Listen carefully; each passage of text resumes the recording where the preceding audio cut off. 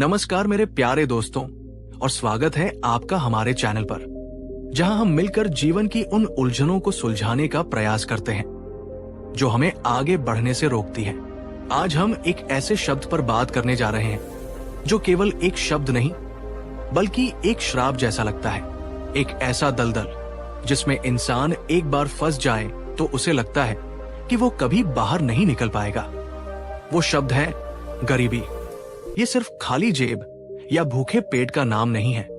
गरीबी एक मानसिक अवस्था भी है।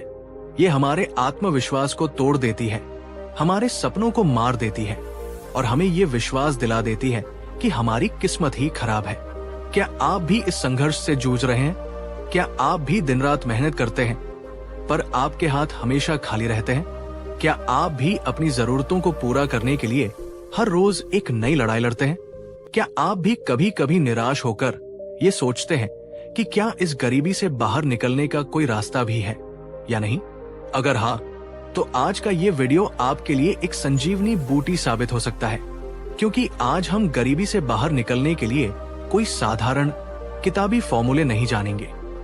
आज हम समय में 2500 साल पीछे चलेंगे और स्वयं भगवान गौतम बुद्ध से उन 15 अचूक नियमों को सीखेंगे जो न केवल बाहरी गरीबी बल्कि उस भीतरी गरीबी को भी जड़ से मिटाने की शक्ति रखते हैं, जो हमारी सारी समस्याओं का मूल कारण है। बुद्ध केवल एक आध्यात्मिक गुरु नहीं थे, वे जीवन के एक महान वैज्ञानिक थे। उन्होंने हमें बताया कि समृद्धि कोई संयोग नहीं है, ये कुछ विशेष नियमों का पालन करने का परिणाम है। एक विनम्र अनुरोध, ये वीडियो लंबा है, गहरा है, ये कोई मनोरंजन नहीं, एक साधना है। इसे अपना पूरा समय और पूरा ध्यान दीजिए।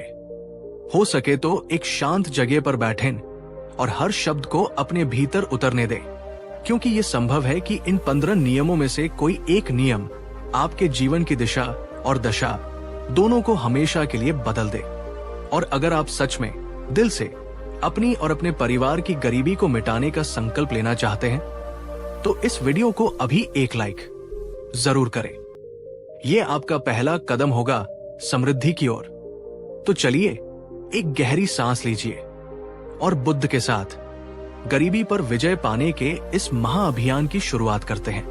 बुद्ध का पहला नियम किसी बाहरी कर्म या तकनीक के बारे में नहीं है, ये हमारे भीतर की सबसे गहरी और सबसे बड़ी क्रांति के बारे में है। बुद्ध कहते हैं, बाहरी गरीबी को मिटाने से पहले अपनी भीतरी गरीबी को मिटाना होगा। हम सब सोचते हैं कि हम गरीब इसलिए हैं क्योंकि हमारे पास पैसा नहीं है। बुद्ध कहते हैं, नहीं, तुम्हारे पास पैसा इसलिए नहीं है क्योंकि तुम भीतर से अपने मन से खुद को गरीब मानते हो। इसे कहते हैं मानसिक गरीबी, पॉवर्टी माइंडसेट। ये क्या है? ये हर समय कमी, लैक के बारे में सोचने की आदत है। मेरे पास ये नहीं है, मैं ये नहीं कर सकता, मेरी किस्मत खराब है, सब अमीर लोग बुरे होते हैं। ये शिकायत, ईर्ष्या और हीन भावना का एक जहरीला कॉकटेल है जो हमें कभी आगे नहीं बढ़ने देता। श्रावस्ती नगर में अनाथ पिंडिक नाम के एक बहुत ही धनी और दानी सेठ थे। वे बुद्ध के परम भक्त थे।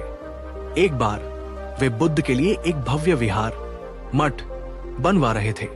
नगर का हर अमीर व्यक्ति उस निर्माण में अपना योगदान दे रहा था। एक दिन एक बहुत ही गरीब बूनी महिला बुद्ध के पास आई। उसके कपड़े फटे हुए थे और वो बहुत कमजोर थी। उसने बुद्ध से कहा, भगवान, मैं भी इस पुण्य कार्य में कुछ देना चाहती हूं, पर मेरे पास एक फूटी कौड़ी भी नहीं है। बुद्ध ने उससे पूछा, क्या तुम्हारे पास कुछ भी नहीं है? महिला रोने लगी, नहीं भगवान, मैं दुनिया की सबसे गरीब औरत हूं। बुद्ध मुस्कुराए। उन्होंने कहा, नहीं, तुम गरीब नहीं हो, तुम बहुत अमीर हो। मैं तुम्हें तुम्हारी 5 दौलतें गिनाता हूं। 1, तुम्हारे पास एक सुंदर मुस्कान है। तुम चाहो तो हर किसी को अपनी मुस्कान का दान दे सकती हो। ये किसी के उदास दिन को रोशन कर सकती है। 2, तुम्हारी आंखों में करुणा है। तुम दूसरों को प्रेम और दया की दृष्टि से देख सकती हो। ये किसी भी हीरे से ज्यादा कीमती है। 3, तुम्हारी वाणी में मिठास हो सकती है। तुम लोगों से 2 मीठे बोल बोल सकती हो, किसी को सांत्वना दे सकती हो। ये किसी भी संगीत से ज्यादा मधुर है। 4, तुम्हारे हृदय में कृतज्ञता का भाव है। तुम जीवित हो, तुम सांस ले रही हो, इन चीजों के लिए तुम आभारी हो सकती हो। 5, और तुम्हारे पास एक शरीर है जिससे तुम सेवा कर सकती हो। तुम इस विहार के निर्माण में एक पत्थर उठाकर भी अपनी सेवा का दान दे सकती हो। बुद्ध ने कहा, जिसके पास देने के लिए ये 5 दौलतें हैं, वो गरीब कैसे हो सकता है? ये सुनकर उस महिला की आंखें खुल गई। उसने पहली बार खुद को गरीब नहीं बल्कि अमीर महसूस किया। वो उठी और विहार के निर्माण में अपनी सेवा देने लगी। कहते हैं, उसके उस सेवा भाव से प्रभावित होकर अनाथ पिंडिक ने उसे अपने यहां सम्मानजनक काम दिया और उसकी गरीबी दूर हो गई। दोस्तों, गरीबी से बाहर निकलने का पहला नियम है, खुद को गरीब मानना बंद करो। आपकी सबसे बड़ी दौलत आपका बैंक बैलेंस नहीं, बल्कि आपका स्वस्थ शरीर, आपका समय, आपकी बुद्धि, आपकी मुस्कान और आपका सेवा भाव है। जिस दिन आप शिकायत करना छोड़कर अपने पास जो है उसके लिए कृतज्ञ, थैंकफुल होना शुरू कर देंगे, उसी दिन से समृद्धि के दरवाजे आपके लिए खुलने लगेंगे। समृद्धि एक ऊर्जा है और वो हमेशा कृतज्ञता की ऊर्जा की ओर आकर्षित होती है, शिकायत की ऊर्जा से दूर भागती है। आज रात सोने से पहले एक कागज लें और उस पर 5 ऐसी चीजें लिखें जिनके लिए आप आज शुक्रगुजार हैं। जैसे, मैं शुक्रगुजार हूं कि आज मुझे भोजन मिला, या मैं शुक्रगुजार हूं कि मेरे परिवार ने मुझसे बात की। ये छोटा सा अभ्यास आपके दिमाग को कमी से हटाकर प्रचुरता, अबंडेंस पर केंद्रित कर देगा। दोस्तों, क्या आप बुद्ध की इस पहली और सबसे गहरी बात से सहमत हैं? क्या आप मानते हैं कि असली गरीबी मन की होती है? नीचे कमेंट में लिखिए, मैं मानसिक रूप से समृद्ध हूं। ये सिर्फ एक वाक्य नहीं, ये आपके अवचेतन मन के लिए एक शक्तिशाली घोषणा है। एक बार जब हमारा नजरिया बदल जाता है तो बुद्ध हमें दूसरे नियम की ओर ले जाते हैं, जो है कर्म। लेकिन बुद्ध सिर्फ मेहनत करने की बात नहीं करते, वे कुशल कर्म, स्किलफुल एक्शन की बात करते हैं। बुद्ध ने कहा, आलस्य दरिद्रता का सीधा मार्ग है और उद्यम समृद्धि का, पर अकुशल उद्यम थकावट देता है, कुशल उद्यम सफलता। एक बार एक नौजवान लकड़हारा एक सेठ के पास काम मांगने गया। सेठ ने उसे एक कुल्हाड़ी दी और कहा, जाओ जंगल से पेड़ काट कर लाओ, हर पेड़ के तुम्हें 100 सिक्के मिलेंगे। नौजवान बहुत मजबूत और उत्साही था। पहले दिन उसने पूरी ताकत लगाकर 10 पेड़ काट दिए। सेठ बहुत खुश हुआ और उसे 1000 सिक्के दिए। दूसरे दिन वो और भी ज्यादा मेहनत करने लगा, पर वो केवल 8 पेड़ ही काट पाया। तीसरे दिन उसने अपनी पूरी जान लगा दी, पर वो सिर्फ 5 पेड़ काट सका। वो बहुत निराश हुआ। उसे समझ नहीं आ रहा था कि उसकी मेहनत बढ़ने के बावजूद उसका परिणाम कम क्यों हो रहा है। वो सेठ के पास गया और बोला, मालिक, मैं मेहनत तो बहुत कर रहा हूं, पर पेड़ कम कट रहे हैं। सेठ ने उसकी कुल्हाड़ी देखी और मुस्कुराकर पूछा, तुमने आखिरी बार अपनी इस कुल्हाड़ी पर धार कब लगाई थी? नौजवान चौंका। उसने कहा, धार? मेरे पास धार लगाने का समय ही कहा था, मैं तो पेड़ काटने में ही व्यस्त था। सेठ ने कहा, यही तुम्हारी भूल है, तुम केवल अपनी मांसपेशियों की ताकत का इस्तेमाल कर रहे हो, अपनी बुद्धि का नहीं। एक कुंद, ब्लंट कुल्हाड़ी से पेड़ काटने में 10 गुना ज्यादा मेहनत और समय लगता है। अगर तुम रोज कुछ समय अपनी कुल्हाड़ी पर धार लगाने में लगाते तो तुम कम मेहनत में ज्यादा पेड़ काट पाते। दोस्तों, ये कहानी हम सबके जीवन पर लागू होती है। हमारी कुल्हाड़ी क्या है? हमारी कुल्हाड़ी है हमारा ज्ञान, नॉलेज, हमारा कौशल, स्किल और हमारी योजना, स्ट्रैटेजी। हमें से बहुत से लोग उस लकड़हारे की तरह हैं, जो दिन रात गधों की तरह मेहनत तो करते हैं, पर कभी रुककर अपनी कुल्हाड़ी पर धार नहीं लगाते। वे नई चीजें नहीं सीखते, वे अपने काम को बेहतर करने के तरीके नहीं खोजते। वे बिना सोचे समझे बस एक ही ढर्रे पर काम करते रहते हैं। बुद्ध का दूसरा नियम है, 1, आलस्य का त्याग करो। अबैंडन लेजीनेस सफलता का कोई शॉर्टकट नहीं है। आपको मेहनत करनी ही होगी, 2. अपनी कुल्हाड़ी पर धार लगाओ। Sharpen your x. आप जो भी काम करते हैं उसमें सर्वश्रेष्ठ बने, नए कौशल सीखें, लर्न न्यू स्किल्स, अपनी शिक्षा और ज्ञान को बढ़ाएं। 3. कुशलता से काम करो। Work smartly. केवल कड़ी मेहनत नहीं, बुद्धिमानी से मेहनत करें। योजना बनाएं, प्राथमिकताएं तय करें और अपनी ऊर्जा को सही जगह पर लगाएं। आप जो भी काम करते हैं आज खुद से ये सवाल पूछें, मैं इस काम को और बेहतर और तेजी से और कुशलता से कैसे कर सकता हूं। और इस हफ्ते कम से कम 1 घंटा कोई नई स्किल सीखने में या अपनी मौजूदा स्किल को बेहतर बनाने में लगाएं। चाहे वो कोई किताब पढ़ना हो, कोई ऑनलाइन कोर्स करना हो या किसी अनुभवी व्यक्ति से सीखना हो। दोस्तों, आपकी कुल्हाड़ी क्या है? आप किस क्षेत्र में काम करते हैं और आप उसे तेज करने के लिए क्या कर रहे हैं? नीचे कमेंट में अपने प्रोफेशन और अपनी स्किल डेवलपमेंट की योजना के बारे में बताएं। एक दूसरे से प्रेरणा लें और अगर आपको ये नियम उपयोगी लगा तो लाइक करना न भूलें। अब आता है बुद्ध का तीसरा और सबसे व्यावहारिक नियम। बहुत से लोग मेहनत करके पैसा कमा तो लेते हैं, पर वो पैसा उनके पास टिकता नहीं। महीने के अंत में हाथ फिर खाली हो जाते हैं। बुद्ध एक महान मनोवैज्ञानिक होने के साथ साथ एक बेहतरीन फाइनेंशियल प्लानर भी थे। उन्होंने धन के प्रबंधन का एक ऐसा अचूक नियम बताया जो आज भी उतना ही प्रासंगिक है। बुद्ध ने कहा, धन कमाना एक कला है, पर उसे संभाल कर रखना और बढ़ाना उससे भी बड़ी कला है। एक गांव में सुजाता नाम की एक ग्वालिन थी।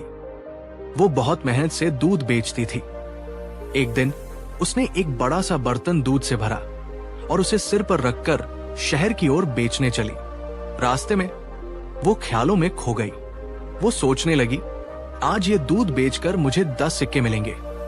इन 10 सिक्कों से मैं और मुर्गियां खरीदूंगी। वे मुर्गियां और अंडे देंगी। उन अंडों को बेचकर मैं एक बकरी खरीदूंगी। बकरी के बच्चे होंगे। फिर मैं एक गाय खरीदूंगी। फिर मेरे पास बहुत सारी गायें होंगी। मैं बहुत अमीर हो जाऊंगी। फिर एक सुंदर राजकुमार मुझसे शादी करेगा। मेरा एक बेटा होगा और जब वो शरारत करेगा तो मैं गुस्से में ऐसे अपना सिर झटकूंगी।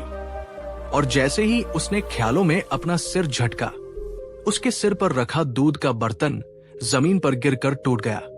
सारा दूध बिखर गया। उसके सारे सपने, सारी योजनाएं उस बिखरे हुए दूध के साथ ही बह गई। ये कहानी हमें 2 बातें सिखाती है। पहली, केवल ख्याली पुलाव पकाने से कुछ नहीं होता। दूसरी, जो हमारे हाथ में है पहले उसे सुरक्षित रखना जरूरी है। बुद्ध ने हमें धन के प्रबंधन का एक बहुत ही सरल 4 भाग का नियम दिया है जो सिगालोवाद सुत्ता में वर्णित है। बुद्ध कहते हैं, अपनी मेहनत की कमाई को 4 हिस्सों में विभाजित करो। 1.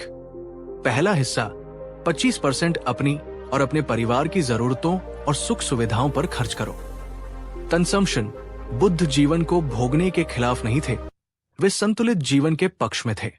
2 हिस्से 50% अपने काम या व्यापार में पुनः निवेश करो, री इन्वेस्ट, ताकि आपका धन और धन कमाए। अपनी कुल्हाड़ी पर धार लगाने का खर्च भी इसी में शामिल है। 3. चौथा हिस्सा 25% भविष्य के लिए बचाकर रखो, सेव। इसे किसी ऐसी जगह सुरक्षित रखो जहां ये बुरे वक्त में, बीमारी में या बुढ़ापे में तुम्हारे काम आ सके। ये एक सामान्य नियम है, आप इसे अपनी परिस्थितियों के अनुसार बदल सकते हैं, पर सिद्धांत यही है, खर्च करो, निवेश करो और बचाओ। बुद्ध ने हमें उन 6 व्यसनों से भी बचने की चेतावनी दी जो धन को नष्ट कर देते हैं। शराब और नशा, जुआ खेलना, देर रात तक आवारागर्दी करना, व्यर्थ के मनोरंजन में अत्यधिक लिप्त रहना, आलसी लोगों की संगत और टालमटोल की आदत। आज ही अपनी महीने की कमाई का एक बजट बनाएं। देखें कि आपका पैसा कहां जा रहा है। क्या आप बुद्ध के इस 4 भाग के नियम को अपना सकते हैं? एक छोटी सी बचत भी समय के साथ एक बड़ा सहारा बन जाती है। दोस्तों, क्या आप अपनी कमाई का बजट बनाते हैं? क्या आपके पास कोई बचत योजना है? नीचे कमेंट में बताएं कि धन प्रबंधन के बारे में आपकी सबसे बड़ी चुनौती क्या है, और अगर ये नियम आपकी आंखें खोलने वाला था तो इसे अपने दोस्तों के साथ शेयर जरूर करें। अब हम आते हैं बुद्ध के चौथे नियम पर, जो शायद इन सब में सबसे ज्यादा शक्तिशाली है। आप कितने भी बुद्धिमान हो, कितने भी मेहनती हो, पर अगर आपकी संगत गलत है तो आपका पतन निश्चित है। बुद्ध ने कहा, एक अकेला व्यक्ति या तो बहुत ऊंचा उठता है या बहुत नीचे गिरता है। उसकी दिशा उसकी संगत तय करती है। उन्होंने हमें कल्याण मित्र, नोबल फ्रेंड की तलाश करने को कहा। कल्याण मित्र कौन है? वह जो आपको अच्छे कामों के लिए प्रेरित करे, वो जो आपको गलत रास्ते पर जाने से रोके, वो जो आपकी सफलता पर खुश हो और आपकी विफलता पर आपका सहारा बने। और बुद्ध ने हमें पाप मित्र, इविल फ्रेंड से बचने की चेतावनी दी। पाप मित्र कौन है? वह जो आपको नशे और जुए की ओर ले जाए, वह जो आपकी चापलूसी करे पर पीठ पीछे आपकी बुराई करे, वो जो केवल अपने मतलब के लिए आपसे दोस्ती रखे। राजकुमार अजातशत्रु स्वभाव से बहुत अच्छा और अपने पिता राजा बिंबिसार का आदर करने वाला था। राजा बिंबिसार बुद्ध के परम भक्त थे, लेकिन अजातशत्रु बुद्ध के दुष्ट और महत्वाकांक्षी चचेरे भाई देवदत्त की संगत में आ गया। देवदत्त ने अजातशत्रु के मन में सत्ता का लालच भरा। उसने रोज रोज उसके कान भरे, तुम्हारे पिता बूढ़े हो गए हैं, तुम्हें कब तक इंतजार करना पड़ेगा, तुम ही असली राजा हो। उस बुरी संगत के प्रभाव में आकर उसी अजातशत्रु ने अपने धर्मात्मा पिता को बंदी बनाकर कारागार में डाल दिया और उन्हें भूखा प्यासा रखकर मार डाला। उसने बुद्ध की हत्या करने का भी प्रयास किया। एक अच्छी आत्मा एक बुरी संगत के कारण एक राक्षस में बदल गई। दोस्तों, ये कहानी हमें दिखाती है कि संगत में कितनी ताकत होती है। आप जिस कोयले की खान में रहेंगे, आपके हाथ काले होंगे ही, और आप जिस फूलों के बगीचे में रहेंगे, आप महकेंगे ही। गरीबी से बाहर निकलना है तो उन लोगों का साथ तुरंत छोड़ दो जो हमेशा रोते रहते हैं, जो किस्मत को कोसते हैं और जो तुम्हें भी आगे बढ़ने से रोकते हैं। उन लोगों के साथ जुड़ो जो सफल हैं, जो सकारात्मक हैं, जो तुम्हें चुनौती देते हैं कि तुम और बेहतर बनो। उनकी ऊर्जा, उनकी आदतें और उनका ज्ञान तुम्हें भी ऊपर उठाएगा। आज उन 5 लोगों की सूची बनाएं जिनके साथ आप अपना सबसे ज्यादा समय बिताते हैं, और खुद से पूछें, क्या ये लोग मुझे एक बेहतर इंसान बना रहे हैं या मुझे नीचे खींच रहे हैं? ये एक कठिन पर बहुत जरूरी अभ्यास है। दोस्तों, क्या आपके जीवन में कोई ऐसा कल्याण मित्र है जिसने आपकी जिंदगी बदली हो? नीचे कमेंट में उन्हें धन्यवाद दें बिना नाम लिए, और बताएं कि एक अच्छे दोस्त की सबसे बड़ी पहचान क्या होती है। और अब हम आते हैं बुद्ध के 5वें और सबसे गहरे, सबसे रहस्यमयी नियम पर। ये नियम हमारे तर्क से परे लग सकता है, पर यह ब्रह्मांड का सबसे बड़ा सत्य है। बुद्ध कहते हैं, अगर तुम अमीर बनना चाहते हो तो देना शुरू कर दो। ये सुनकर आपको आश्चर्य होगा, मेरे पास तो पहले से ही कम है, मैं दूंगा कहां से? यही मानसिक गरीबी है जिसे बुद्ध पहले नियम में तोड़ने को कहते हैं। बुद्ध का 5वां नियम है उदारता, जेनरोसिटी दाना। बुद्ध ने समझाया, प्रकृति का नियम है प्रवाह, फ्लो। नदी अपने पानी को रोककर नहीं रखती, इसलिए वो हमेशा ताजी और भरी रहती है। पेड़ अपने फल अपने लिए नहीं उगाता, वो उन्हें बांट देता है, इसलिए उस पर और फल लगते हैं। हवा और सूरज भी अपनी ऊर्जा को बांटते हैं। धन भी एक ऊर्जा है। जब तुम उसे कंजूसी से पकड़कर रखते हो तो तुम उसके प्रवाह को रोक देते हो। वो ऊर्जा बासी हो जाती है, लेकिन जब तुम उसमें से एक हिस्सा निस्वार्थ भाव से दूसरों को देते हो तो तुम ब्रह्मांड में और अधिक धन को अपनी ओर आने के लिए जगह बनाते हो। देने का मतलब है ये विश्वास करना कि मेरे पास पर्याप्त है और मेरे पास और आएगा। ये प्रचुरता की मानसिकता, अबंडेंस माइंडसेट है। कंजूसी का मतलब है ये डर कि मेरे पास कम पड़ जाएगा। ये कमी की मानसिकता, स्कैरसिटी माइंडसेट है। एक बार बुद्ध भिक्षाटन कर रहे थे। एक कोढ़ी व्यक्ति जिसका नाम था सुपबुद्ध दूर खड़ा उन्हें देख रहा था। वो अत्यंत गरीब और समाज से बहिष्कृत था। उसके मन में बुद्ध को कुछ भिक्षा देने की तीव्र इच्छा हुई, पर उसके पास क्या था? उसके हाथ में केवल एक सूखी बासी रोटी का टुकड़ा था जो उसे भीख में मिला था। वो सोचने लगा, मैं इतना अपवित्र, इतना गरीब, मैं भगवान बुद्ध को ये सूखी रोटी कैसे दे सकता हूं? वे इसे स्वीकार नहीं करेंगे। पर उसके हृदय की श्रद्धा इतनी प्रबल थी कि वो आगे बढ़ा। उसने कांपते हुए हाथों से वो रोटी का टुकड़ा बुद्ध के भिक्षा पात्र में डाल दिया। बुद्ध रुके। उन्होंने उस कोड़ी की आंखों में देखा और मुस्कुराए। उन्होंने उस दिन की वो पहली और एकमात्र भिक्षा स्वीकार की और वापस अपने विहार लौट गए। कहते हैं, उस एक निस्वार्थ दान के पुण्य कर्म से सुख बुद्ध का अगला जन्म एक राजकुमार के रूप में हुआ। दोस्तों, ये कहानी दान के भाव की शक्ति को दिखाती है। आपके पास जो है उसमें से थोड़ा सा हिस्सा, चाहे वो 1 रुपया हो, 1 रोटी हो, या किसी के लिए आपका थोड़ा सा समय हो, उसे निस्वार्थ भाव से देना शुरू करें। ये मत सोचे कि जब मैं अमीर हो जाऊंगा तब दान करूंगा। बुद्ध कहते हैं, दान करना शुरू करो, तुम अमीर हो जाओगे। दोस्तों, बुद्ध का छठा नियम उस शक्ति के बारे में है जिसका हम हर रोज इस्तेमाल करते हैं, पर जिसके महत्व को अक्सर समझते नहीं। वो शक्ति है हमारी वाणी। हम सोचते हैं कि गरीबी का हमारी बोली से क्या लेना देना। बुद्ध कहते हैं, बहुत गहरा लेना देना है। तुम्हारे शब्द केवल ध्वनि नहीं है, वे सृजन की शक्ति रखते हैं। तुम जैसा बोलते हो वैसा ही तुम्हारा जीवन बनने लगता है। सोचिए, एक गरीब मानसिकता वाला व्यक्ति कैसे बात करता है, मेरी तो किस्मत ही खराब है, पैसा कमाना बहुत मुश्किल है, अमीर लोग बेईमान होते हैं, मेरे पास कभी पर्याप्त नहीं होगा, मैं ये नहीं कर सकता। जब आप दिन रात ऐसी बातें दोहराते हैं तो आप अपने अवचेतन मन को यही प्रोग्राम कर रहे होते हैं। आप ब्रह्मांड को यही संदेश भेज रहे होते हैं कि आप गरीबी में ही रहना चाहते हैं, और ब्रह्मांड कहता है तथास्तु। बुद्ध ने अपने आर्य अष्टांगिक मार्ग में सम्यक वाक पर बहुत जोर दिया है। समृद्धि के संदर्भ में इसका अर्थ है, 1, सकारात्मक और आशावादी वाणी हमेशा संभावनाओं की भाषा में बात करे। ये मुश्किल है कहने के बजाय कहें, मैं इसका रास्ता ढूंढूंगा। 2, समृद्धि की वाणी अभाव की बातें करना बंद करें। कृतज्ञता और प्रचुरता की भाषा बोले।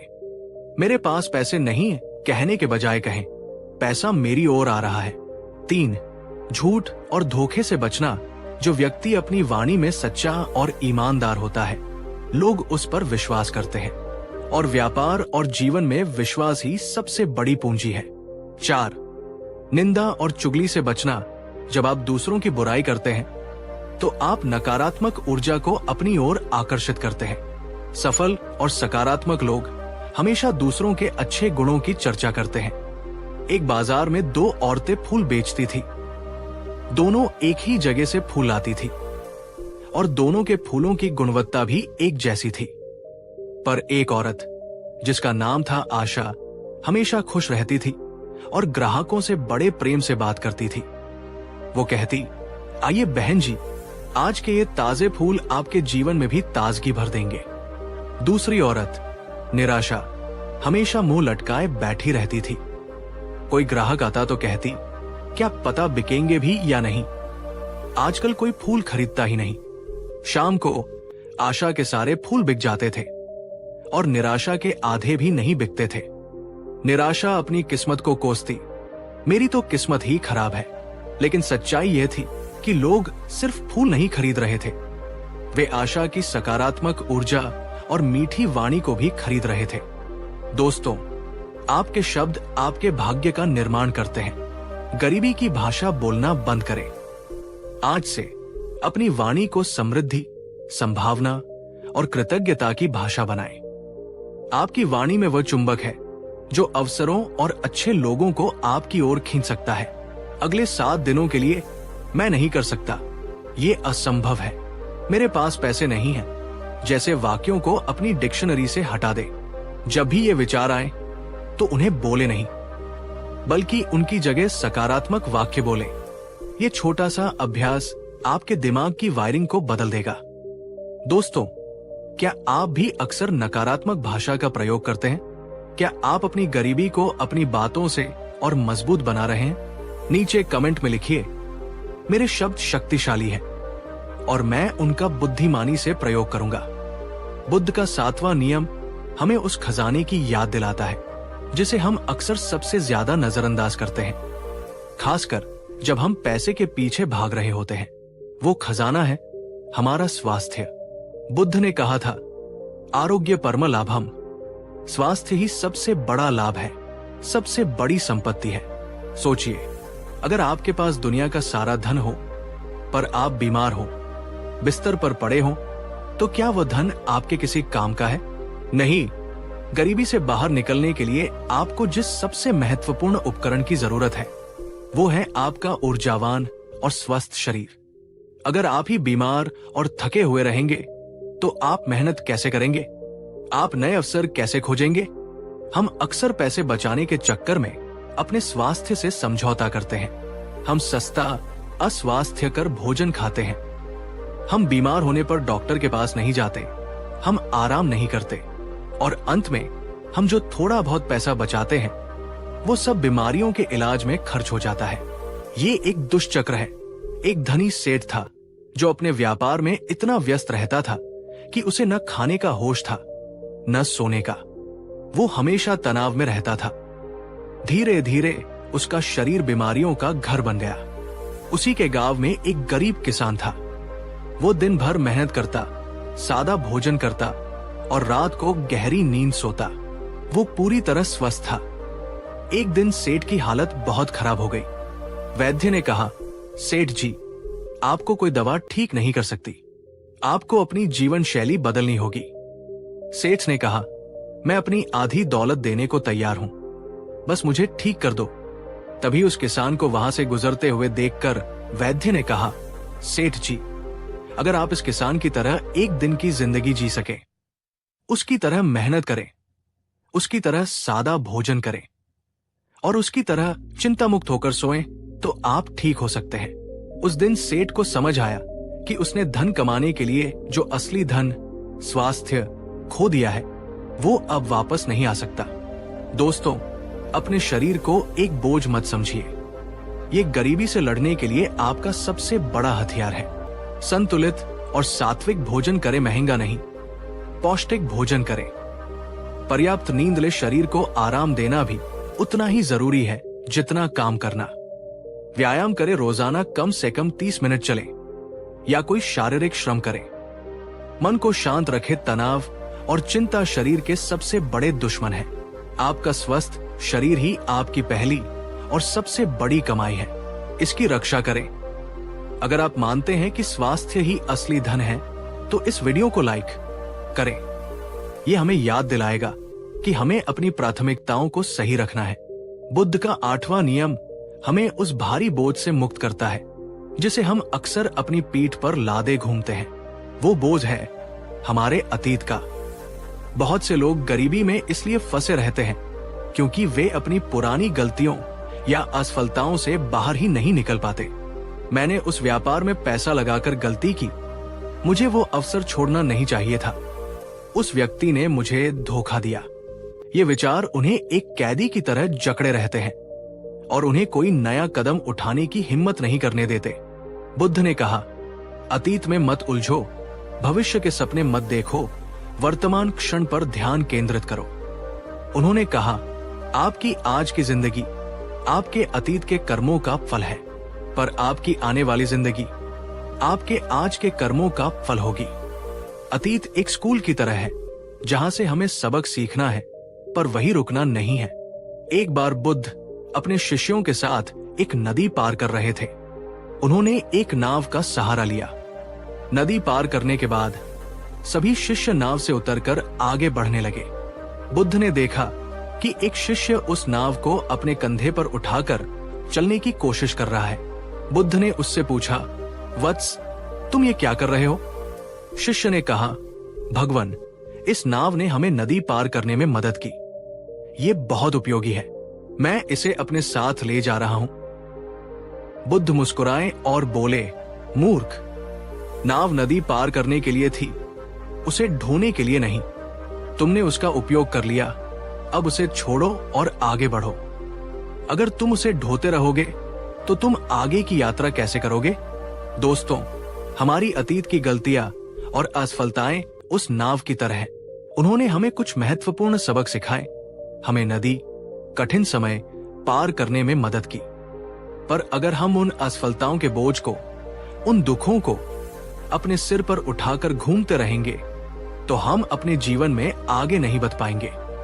बुद्ध कहते हैं, अतीत से सीखो, उसे धन्यवाद दो और उसे वही छोड़ दो जहां वह है, पीछे।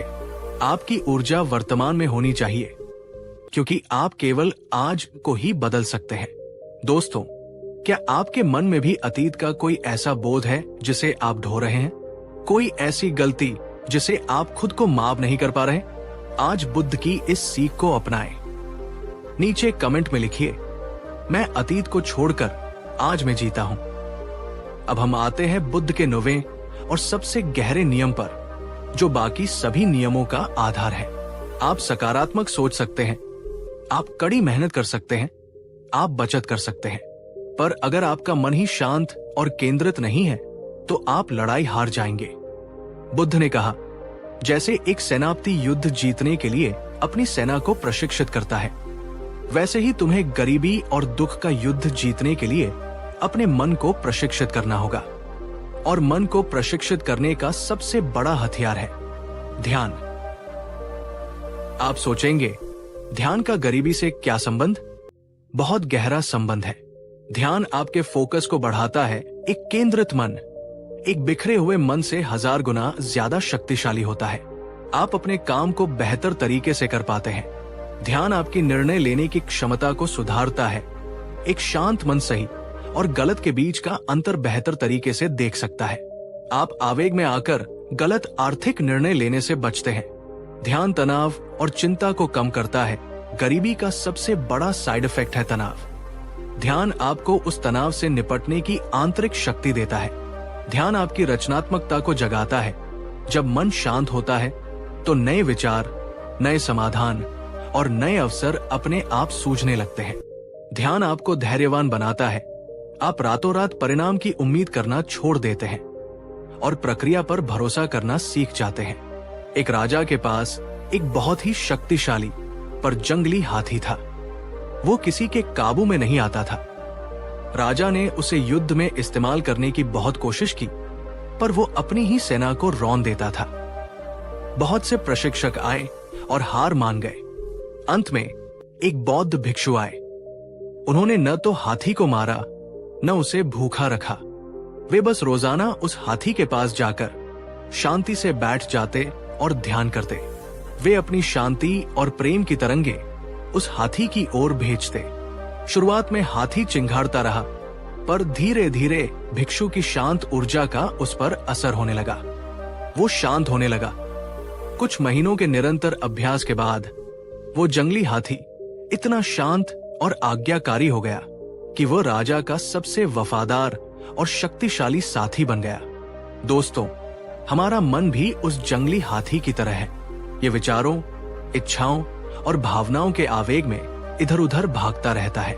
ध्यान उस मन को साधने की कला है। आपको घंटों तक बैठने की जरूरत नहीं है। रोजाना से शुरुआत करें। शांत बैठें और अपनी आती जाती सांसों पर ध्यान दें। ये छोटा सा अभ्यास आपके जीवन में एक चमत्कारी परिवर्तन ला सकता है। अगर आप चाहते हैं कि हम शुरुआती लोगों के लिए एक सरल गाइडेड मेडिटेशन का वीडियो बनाएं, तो नीचे कमेंट में मेडिटेशन लिखें। और अब हम आते हैं बुद्ध के 10वें और अंतिम नियम पर। ये वो नियम है जो आपको गरीबी से बाहर निकालने के बाद भी आपको सही रास्ते पर बनाए रखेगा और आपको सच्ची सार्थकता प्रदान करेगा। बुद्ध कहते हैं, जब तक तुम केवल अपने लिए कमाते हो, तब तक तुम्हारी ऊर्जा सीमित रहती है। जिस दिन तुम दूसरों के लिए कमाना और जीना शुरू करते हो, तुम्हारी ऊर्जा असीम हो जाती है। गरीबी से बाहर निकलने की लड़ाई बहुत थका देने वाली हो सकती है। कई बार आपका हार मानने का मन करेगा। ऐसे में आपको एक ऐसी प्रेरणा चाहिए जो आपके अपने सुख दुख से बड़ी हो। अपने जीवन का एक उच्च उद्देश्य बनाएं। शायद आपका उद्देश्य है अपने बच्चों को एक बेहतर शिक्षा देना। शायद आपका उद्देश्य है अपने माता पिता को एक आरामदायक बुढ़ापा देना। या शायद आपका उद्देश्य है अपने समाज की किसी समस्या का समाधान करना। जब आपका क्यों बहुत मजबूत होता है तो कैसे अपने आप आसान हो जाता है।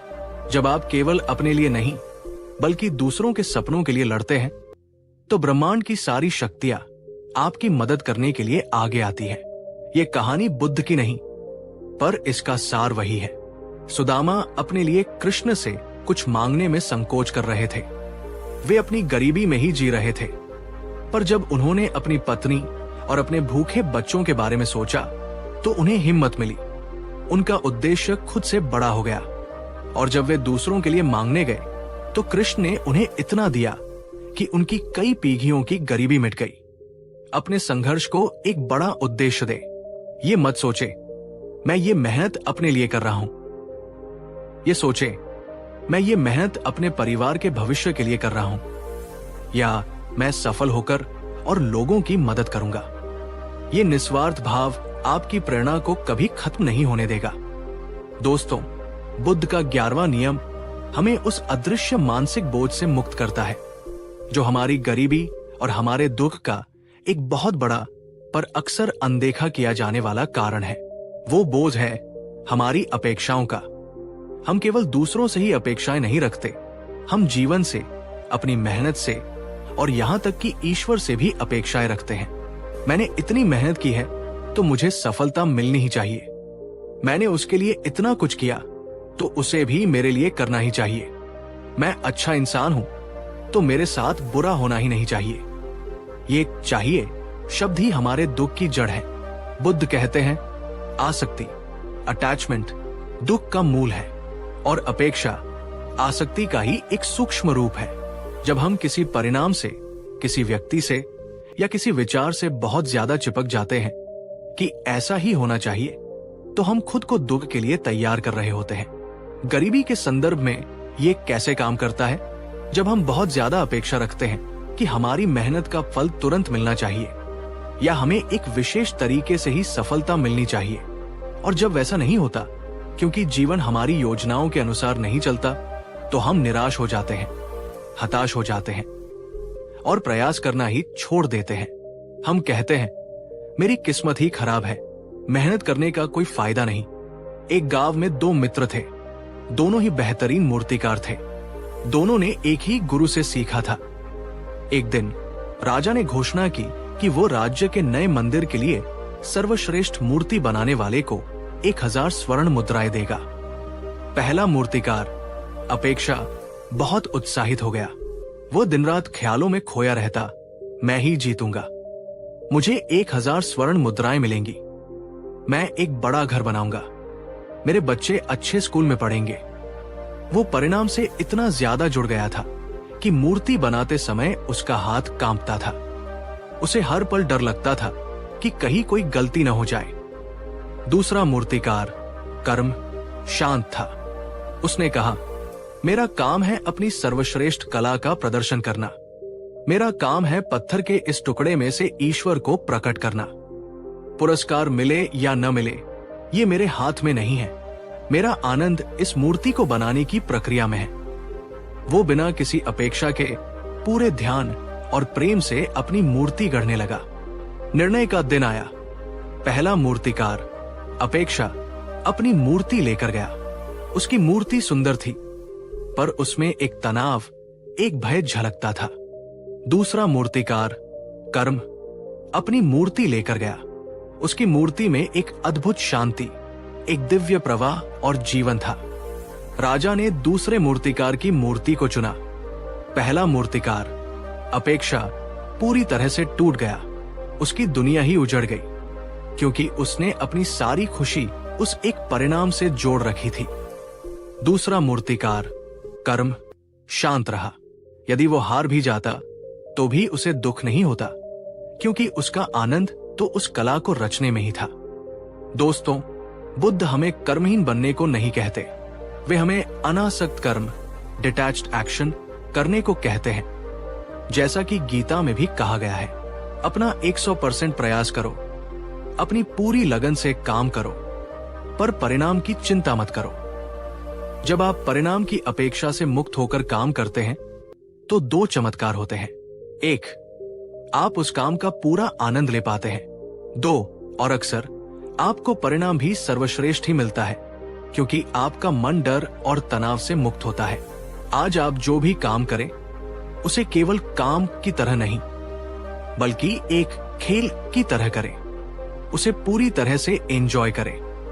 अपने आप से कहें, मेरा काम है अपना बेस्ट देना, परिणाम ब्रह्मांड पर छोड़ देना। दोस्तों, क्या अपेक्षाएं आपके दुख का भी एक बड़ा कारण है? क्या आप भी परिणाम की चिंता में अपने आज को बर्बाद कर देते हैं? नीचे कमेंट में लिखिए, मैं कर्म करूंगा, फल की चिंता नहीं। बुद्ध का 12वां नियम हमें उन आंतरिक शत्रुओं से लड़ना सिखाता है जो हमारी समृद्धि की सारी ऊर्जा को सोख लेते हैं। बुद्ध कहते हैं, तुम्हारा मन एक उपजाऊ बगीचे की तरह है, पर अगर तुम उसमें उगे जहरीले खरपतवार को नहीं निकालोगे तो वे तुम्हारे फूलों, सद्गुणों को बढ़ने ही नहीं देंगे। गरीबी केवल धन का अभाव नहीं है, ये कुछ नकारात्मक भावनाओं की उपस्थिति भी है। बुद्ध ने 5 प्रमुख मानसिक खरपतवारों 5 hindrances की पहचान की है जो हमारी प्रगति को रोकते हैं। 1, इंद्रिय सुख की तीव्र इच्छा, सेंसुअल डिजायर। जब मन हमेशा केवल तात्कालिक सुखों, अच्छा खाना, मनोरंजन, आलस्य के पीछे भागता है तो वो कठिन और जरूरी कामों से जी चुराता है। 2, द्वेष और घृणा, इलविल बटा अवर्जन। जब मन दूसरों के प्रति ईर्ष्या, क्रोध और घृणा से भरा होता है तो वो अपनी सारी ऊर्जा दूसरों को नीचा दिखाने या बदला लेने की सोचने में ही बर्बाद कर देता है। 3, आलस्य और सुस्ती, स्लॉथ एंड टॉर्पोर। ये शारीरिक और मानसिक जड़ता है जो हमें कोई भी प्रयास करने से रोकती है। 4, बेचैनी और चिंता, रेस्टलेसनेस एंड वरी। जब मन अतीत के पछतावे और भविष्य की चिंता के बीच उछलता रहता है तो वो वर्तमान में एकाग्र नहीं हो पाता। 5, संदेह और अनिश्चितता, स्केप्टिकल डाउट। जब हमें खुद पर, अपने मार्ग पर या अपनी क्षमताओं पर ही भरोसा नहीं होता तो हम कोई भी कदम उठाने से डरते हैं। एक गांव में एक बहुत ही सुंदर तालाब था जिसका पानी अमृत जैसा मीठा था। गांव के लोग उसी का पानी पीते थे।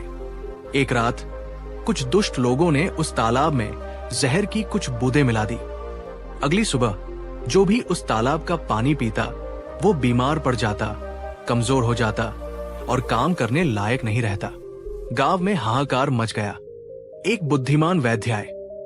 उन्होंने कहा, इस तालाब का इलाज ये नहीं है कि तुम इसमें और मीठा पानी डालते रहो। इसका इलाज ये है कि पहले इसके अंदर से जहर को निकाला जाए। उन्होंने तालाब को पूरी तरह से खाली करवाया, उसे साफ किया और फिर उसमें ताजा स्वच्छ जल भरा। तब जाकर गांव फिर से स्वस्थ हुआ। दोस्तों, हमारा मन भी उस तालाब की तरह है। हम उसमें सकारात्मक विचार, मीठा पानी डालने की बहुत कोशिश करते हैं, पर अगर हमने उसके अंदर से ईर्ष्या, क्रोध, आलस्य और चिंता जैसे जहर को नहीं निकाला तो हमारी सारी सकारात्मकता व्यर्थ हो जाएगी। बुद्ध कहते हैं, केवल फूल उगाने पर ध्यान मत दो, खरपतवार को उखाड़ना भी उतना ही जरूरी है।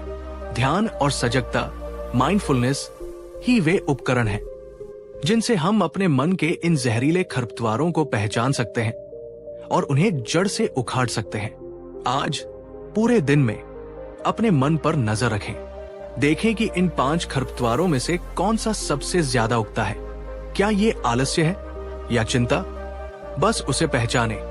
पहचानने मात्र से उसकी शक्ति आधी हो जाती है।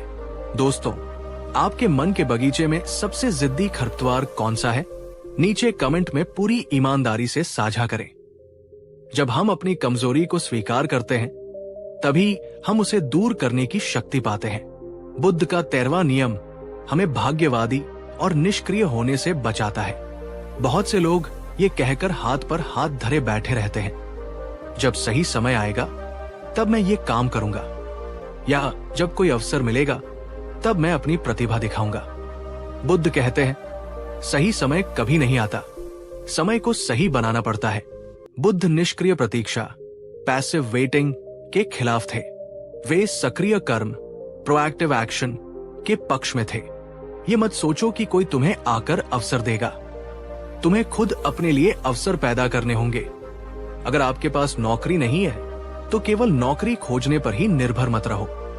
देखो कि तुम लोगों की किस समस्या का समाधान कर सकते हो। कोई छोटी सी सेवा शुरू करो।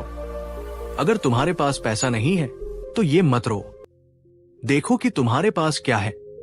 समय, हुनर, ऊर्जा, उसका उपयोग करके कुछ मूल्यवान, वैल्यूएबल बनाओ। एक बार 4 युवा भिक्षु एक यात्रा पर थे।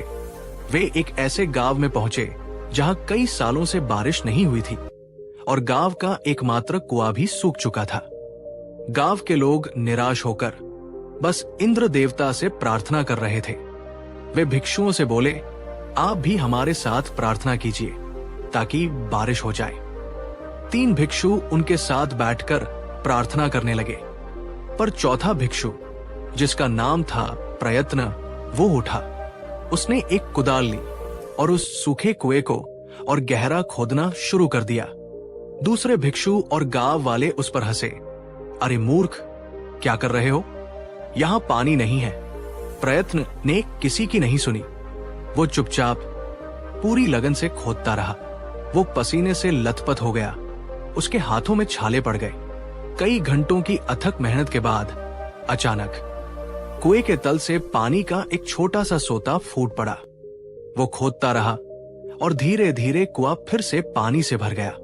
गांव वाले हैरान रह गए। तब उस भिक्षु ने कहा, प्रार्थना करना अच्छा है, पर कर्म करना उससे भी बेहतर है।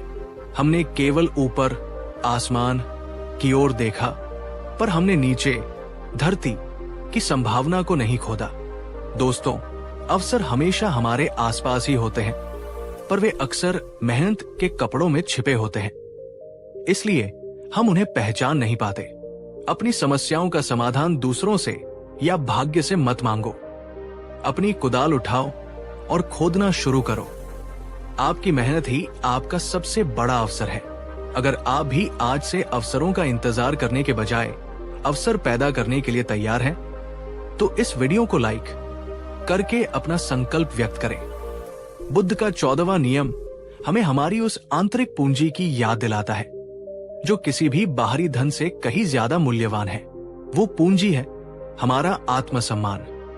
गरीबी अक्सर हमारे आत्मसम्मान को तोड़ देती है। हम खुद को छोटा, अयोग्य और हीन समझने लगते हैं। हम कम पैसों के लिए अपमानजनक काम करने को तैयार हो जाते हैं। हम दूसरों की हर सही गलत बात मानने लगते हैं। बुद्ध कहते हैं, चाहे तुम कितने भी गरीब क्यों न हो जाओ, अपने आत्मसम्मान से कभी समझौता मत करना। तुम एक राजकुमार हो जो गरीबी का वस्त्र ओढ़े हुए है। अपने वस्त्रों को देखकर अपनी शाही पहचान को मत भूल जाओ।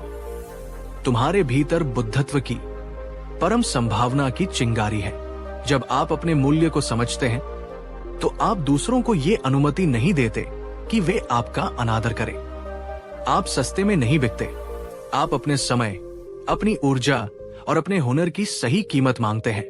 और जब आप खुद अपना सम्मान करते हैं तो दुनिया भी आपका सम्मान करने लगती है। एक जंगल में चंदन का एक बहुत ही सुगंधित और मूल्यवान पेड़ था, पर वो दूसरे साधारण पेड़ों के बीच में उगा हुआ था और उसे खुद अपनी कीमत का पता नहीं था। हवा चलती तो दूसरे पेड़ उसे कहते, अरे एक तरफ हटो, हमें जगह दो। जानवर आते उस पर अपनी पीठ खुजलाते। उसे लगता कि वो भी एक साधारण बेकार पेड़ है। एक दिन एक जौहरी, जो लकड़ियों का भी पारखी था, उस जंगल से गुजरा। उसकी नजर उस चंदन के पेड़ पर पड़ी। वो उसकी सुगंध से मंत्रमुग्ध हो गया। वो उस पेड़ के पास गया, उसे प्रणाम किया और कहा, हे देवदारू, तुम तो पेड़ों के राजा हो। तुम यहाँ इन साधारण पेड़ों के बीच क्या कर रहे हो? तुम्हारा स्थान तो राजा के महल में है। उस दिन पहली बार उस चंदन के पेड़ को अपने वास्तविक मूल्य का एहसास हुआ। दोस्तों, आप में से हर एक उस चंदन के पेड़ की तरह है। दुनिया ने, परिस्थितियों ने आपको शायद ये विश्वास दिला दिया हो कि आप साधारण हैं, आप बेकार हैं। पर बुद्ध हमें याद दिलाते हैं, अपने मूल्य को पहचानो। आपकी गरीबी आपकी पहचान नहीं है, ये बस एक अस्थायी परिस्थिति है। आपका आत्मसम्मान ही वो चुंबक है जो अच्छी परिस्थितियों और सम्मानित लोगों को आपकी ओर आकर्षित करेगा। दोस्तों, क्या आप अपना सम्मान करते हैं या आप दूसरों को अपना अपमान करने की अनुमति देते हैं? नीचे कमेंट में लिखिए, मैं अमूल्य हूं। और अब हम आते हैं बुद्ध के 15वें और अंतिम नियम पर। ये वो नियम है जो हमें गरीबी और अमीरी दोनों से परे ले जाता है। ये हमें याद दिलाता है कि हमारे जीवन का अंतिम लक्ष्य क्या है। बुद्ध कहते हैं, भौतिक धन आवश्यक है पर वही परम धन नहीं है।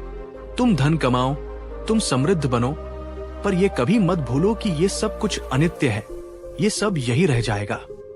जीवन का परम धन है निर्वाण, यानी मन की वो अवस्था जहां कोई लोभ, कोई क्रोध, कोई दुख, कोई भय नहीं है। केवल परम शांति और परम स्वतंत्रता है। ये नियम हमें एक संतुलन देता है। ये हमें धन के पीछे पागल होने से बचाता है। जब हम ये याद रखते हैं कि हमारा अंतिम लक्ष्य मन की शांति है, तो हम धन कमाने के लिए अधर्म का, बेईमानी का या किसी को दुख देने का मार्ग नहीं अपनाते। हम धन को एक साधन समझते हैं, साध्य नहीं। दोस्तों, गरीबी से बाहर निकलिए, ये बहुत जरूरी है, पर धन के दलदल में मत फंस जाइएगा। अपनी भौतिक यात्रा के साथ साथ अपनी आध्यात्मिक यात्रा को भी जारी रखिए। ध्यान, करुणा, शील, ये वे संपत्तियां हैं जो मृत्यु के बाद भी आपके साथ जाएंगी। सच्चा अमीर वो नहीं जिसके पास सबसे ज्यादा है, सच्चा अमीर वह है जिसे सबसे कम की जरूरत है। तो मेरे प्यारे दोस्तों, ये थे गौतम बुद्ध के वे 15 अचूक नियम जो किसी भी इंसान को गरीबी के किसी भी स्तर से निकालकर सच्ची और स्थायी समृद्धि की ओर ले जा सकते हैं। ये केवल पैसा कमाने के टिप्स नहीं हैं, ये एक संपूर्ण जीवन दर्शन है। ये हमें सिखाता है कि समृद्धि बाहर से नहीं, भीतर से शुरू होती है। ये हमें कर्म, कौशल, बचत, संगत, वाणी, स्वास्थ्य, अनासक्ति, आत्मसम्मान और अंत में जीवन के परम लक्ष्य का एक संतुलित और पवित्र मार्ग दिखाता है। अब सवाल ये नहीं है कि ये नियम काम करते हैं या नहीं। हजारों सालों से लाखों लोगों ने इनसे अपना जीवन बदला है। सवाल ये है कि क्या आप इन पर चलने के लिए, अपनी जिंदगी को बदलने के लिए सच में तैयार हैं? अगर बुद्ध की ये गहरी और जीवन बदलने वाली शिक्षा की ये विस्तृत श्रृंखला आपको पसंद आई हो, अगर इसने आपके अंदर एक नई उम्मीद, एक नई आग जलाई हो, तो हमारे इस परिश्रम के लिए इस वीडियो को अपना पूरा प्यार देते हुए इसे लाइक जरूर कीजिएगा। नीचे कमेंट करके हमें बताइए कि इन 15 नियमों में से कौन सा एक नियम आप आज से ही पूरी दृढ़ता के साथ अपने जीवन में लागू करने का संकल्प लेते हैं। और हाँ, इस ज्ञान को अपने तक ही सीमित मत रखिए। इस वीडियो की पूरी श्रृंखला को अपने दोस्तों और परिवार के साथ शेयर करें, खासकर उन लोगों के साथ जो आर्थिक या मानसिक रूप से संघर्ष कर रहे हैं। आपका एक शेयर किसी के जीवन को बदलने का माध्यम बन सकता है। और अगर आप भविष्य में भी बुद्ध की ऐसी ही गहरी और व्यावहारिक शिक्षाओं से जुड़ना चाहते हैं, तो हमारे चैनल को सब्सक्राइब करना और उस घंटी, बेल वाले आइकन को दबाना बिल्कुल न भूलें। अपना ख्याल रखिएगा, मेहनत करते रहिएगा और विश्वास रखिएगा, आपकी जिंदगी जरूर बदलेगी। याद रखें, बुद्ध ने कहा था, तुम स्वयं अपने दीपक हो। नमो बुद्धाय, भवतु सब मंगल, सबका मंगल हो। कहानी 2। नमस्कार मेरे प्यारे आत्मिक मित्रों, और स्वागत है आपका हमारे चैनल पर, जहां हम मिलकर जीवन के उन पन्नों को पलटते हैं जिनमें हमारी रूह का सुकून और हमारे अस्तित्व का अर्थ छिपा है। आज का ये वीडियो कोई साधारण वीडियो नहीं है। आज हम जिस यात्रा पर निकलने वाले हैं, वो शायद आपके जीवन की सबसे महत्वपूर्ण यात्रा हो सकती है। क्या आपने कभी सोचा है कि हम इस दुनिया में क्यों हैं? हम दिन रात भागते हैं, संघर्ष करते हैं, कमाते हैं, रिश्ते बनाते हैं, पर अंत में हमारे हाथ क्या लगता है? क्या वह सच्ची शांति? क्या वह स्थायी खुशी जिसके लिए हम तरसते हैं? हम सब कहीं न कहीं टूटे हुए हैं, हम सब कहीं न कहीं अधूरे हैं। हम सब किसी न किसी चीज की तलाश में हैं। आज से लगभग 2500 साल पहले एक राजकुमार ने, जिसके पास दुनिया का हर सुख था, अपने महल, अपनी पत्नी, अपने नवजात पुत्र और अपने राज्य को त्याग दिया। क्यों? सिर्फ एक सवाल का जवाब खोजने के लिए, दुख क्या है और इससे मुक्ति कैसे मिले। वो राजकुमार सिद्धार्थ थे, जो बाद में बुद्ध बने, यानी जागा हुआ इंसान। उन्होंने अपने जीवन के 45 वर्षों तक नंगे पैर गांव-गांव घूमकर लोगों को वो ज्ञान दिया, जो आज भी इस 21वीं सदी में भी उतना ही प्रासंगिक है जितना उस समय था। बल्कि आज के इस तनावपूर्ण और डिजिटल युग में हमें बुद्ध की शायद सबसे ज्यादा जरूरत है। आज हम बुद्ध के 10 ऐसे अनमोल उपदेशों को एक साथ एक ही जगह पर लेकर आए हैं, जिन्हें हर इंसान को, जी हाँ, हर इंसान को अपनी जिंदगी में कम से कम एक बार पूरे ध्यान से, पूरे दिल से जरूर सुनना चाहिए। ये 10 उपदेश केवल शब्द नहीं है, ये 10 चाबियां हैं जो आपके जीवन के हर बंद दरवाजे को खोल सकती है। ये आपको दुख से सुख की ओर, अंधकार से प्रकाश की ओर और बंधन से मुक्ति की ओर ले जा सकती है। मेरा आपसे एक हाथ जोड़कर निवेदन है, ये वीडियो लंबा है, गहरा है, इसे जल्दबाजी में मत देखिएगा। इसे अपना समय दीजिए। हो सके तो एक शांत कोने में बैठ जाएं, हेडफोन लगा लें और दुनिया के शोर को कुछ देर के लिए भूल जाएं, क्योंकि आज हम जो बातें करेंगे वे आपकी आत्मा से संवाद करेंगी। और अगर आप इस ज्ञान के महासागर में डुबकी लगाने के लिए तैयार हैं, तो चलिए एक गहरी सांस लें और बुद्ध की शरण में चलते हैं। बुद्ध का पहला और शायद सबसे क्रांतिकारी उपदेश वह है जो उन्होंने अपने अंतिम समय में दिया था। ये उपदेश हमें किसी और पर निर्भर रहने के बजाय अपनी शक्ति को पहचानने की प्रेरणा देता है। ये उपदेश है अप दीपो भव, अट्टा दीपो भव, अर्थात अपना दीपक स्वयं बनो। हम सब अपनी समस्याओं के समाधान के लिए बाहर देखते हैं। हम मंदिरों में जाते हैं, गुरुओं के पीछे भागते हैं, ज्योतिषियों के चक्कर लगाते हैं या दूसरों से उम्मीद करते हैं कि वे आकर हमें बचाएंगे। हम हमेशा एक बैसाखी ढूंढते रहते हैं, लेकिन बुद्ध ने कहा, रुको, बाहर मत देखो, कोई तुम्हें बचाने नहीं आएगा। तुम्हारी मुक्ति, तुम्हारी शांति, तुम्हारी शक्ति सब तुम्हारे भीतर ही है। बुद्ध ने कभी नहीं कहा कि मेरी पूजा करो या मैं भगवान हूं, मैं तुम्हें मोक्ष दूंगा। उन्होंने कहा, मैं केवल मार्ग दिखाने वाला हूं, चलना तुम्हें खुद होगा। जब बुद्ध का अंतिम समय निकट था, वे कुशीनगर के शाल वनों में लेटे हुए थे। उनके प्रिय शिष्य आनंद, जो 25 वर्षों तक उनकी परछाई बनकर रहे थे, फूट फूट कर रोने लगे। आनंद ने कहा, भगवान, आप हमें छोड़कर जा रहे हैं, अब हमारा क्या होगा? हमें मार्ग कौन दिखाएगा? हम तो अभी भी अज्ञानी हैं, आपके बिना हम अंधेरे में भटक जाएंगे। बुद्ध ने अपनी कमजोर आंखों से आनंद को देखा और मुस्कुराए। उन्होंने कहा, आनंद, तुम क्यों रोते हो? क्या मैंने तुम्हें ये नहीं सिखाया कि जो जन्म लेता है उसकी मृत्यु निश्चित है? और रही बात मार्ग दिखाने की, तो क्या मेरा शरीर ही मार्ग था? बुद्ध ने कहा, आनंद, मत रो। मेरे जाने के बाद मेरी शिक्षाएं, धम्म ही तुम्हारे गुरु होंगी। किसी बाहरी सहारे की तलाश मत करो। अप दीपो भव, अपने दीपक स्वयं बनो। अपने भीतर के प्रकाश को जगाओ।